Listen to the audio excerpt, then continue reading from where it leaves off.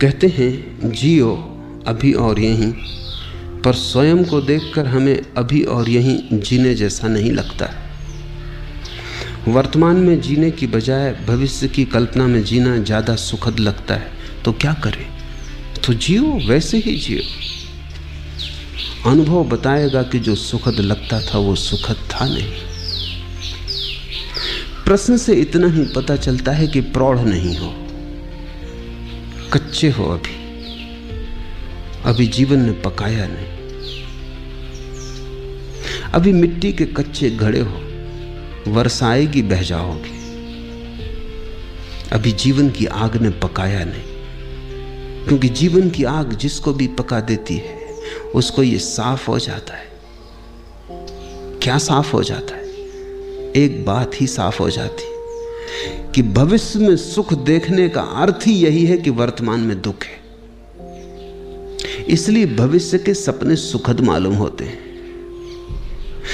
थोड़ा सोचो, जो आदमी दिन भर भूखा रहा है वो रात सपने देखता है भोजन के, लेकिन जिसने भरपेट भोजन किया है वो भी कहीं रात सपने देखता है भोजन के। देखे तो पागल। जो तुम्हें मिला है उसके तुम सपने नहीं देखते, जो तुम्हें नहीं मिला है उसके ही सपने देखते हो। वर्तमान तुम्हारा दुख से भरा है। इसको भुलाने को, अपने मन को समझाने को, रिझाने को, राहत के लिए, सांत्वना के लिए तुम अपनी आंखें भविष्य में टटोलते हो। कोई सपना, कल सब ठीक हो जाएगा। उस कल की आशा में, भरोसे में आज के दुख को झेल लेते हो। मंजिल की आशा में रास्ते का कष्ट नहीं मालूम पड़ता, पहुंचने के ही करीब, हालांकि वो कभी आता नहीं।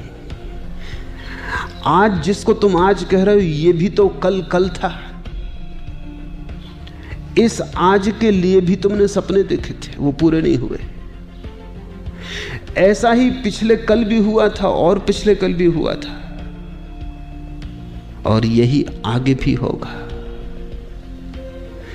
अगर तुम्हारा आज सुखपूर्ण नहीं है तो दुखपूर्ण आज से सुखपूर्ण कल कैसे निकलेगा? थोड़ा सोचो। आज कहीं आकाश से थोड़ी आया है, तुम्हारे भीतर से आया है। तुम्हारा आज अलग है, मेरा आज अलग है। कैलेंडर के धोखे में मत पड़ना। कैलेंडर पर तो तुम्हारा भी आज वही नाम रखता है, मेरा आज भी वही नाम रखता है, लेकिन यहां तुम जितने लोग बैठे हो इतने ही आज हैं। पूरी पृथ्वी पर जितने लोग हैं इतने आज हैं। और अगर तुम पशु पक्षियों और पौधों को भी गिनो तो उतनी ही संख्या है। कैलेंडर बिल्कुल झूठ है। उससे ऐसा लगता है एक ही दिन है सबका। रविवार तो सभी का रविवार जरूरी नहीं है। किसी की जिंदगी में सूरज उगा हो तो रविवार, और किसी की जिंदगी में अंधेरा हो तो कैसा रविवार।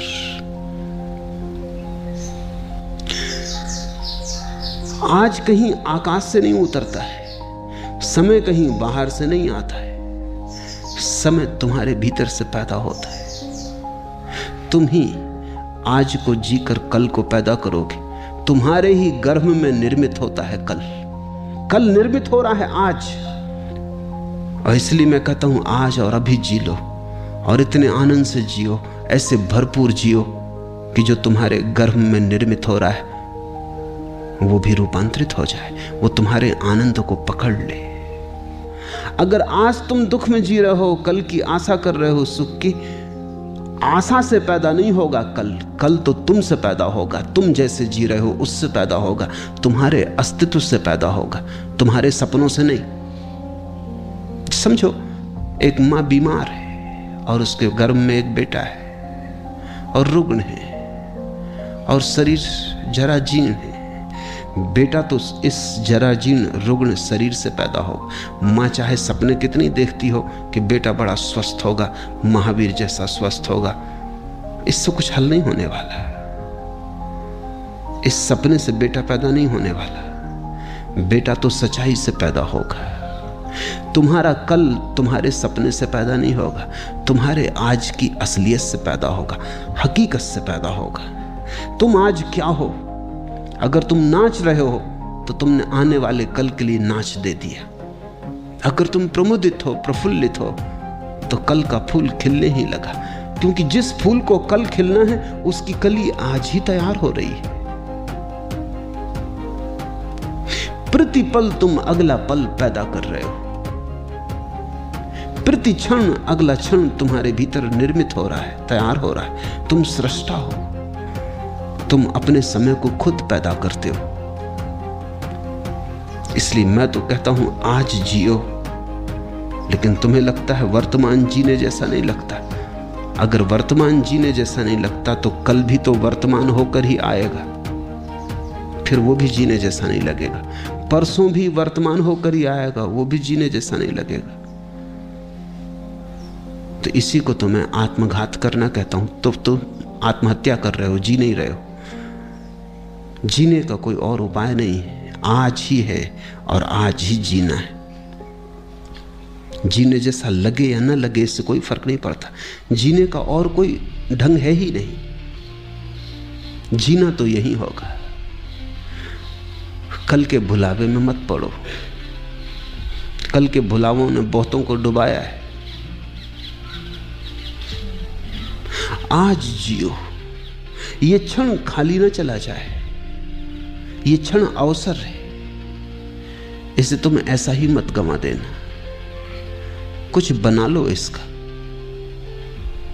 कुछ रस ले लो इसमें, कुछ भोग लो इसे, कुछ पहचान लो इसे। इसका स्वाद उतर जाने दो तुम्हारे प्राणों में।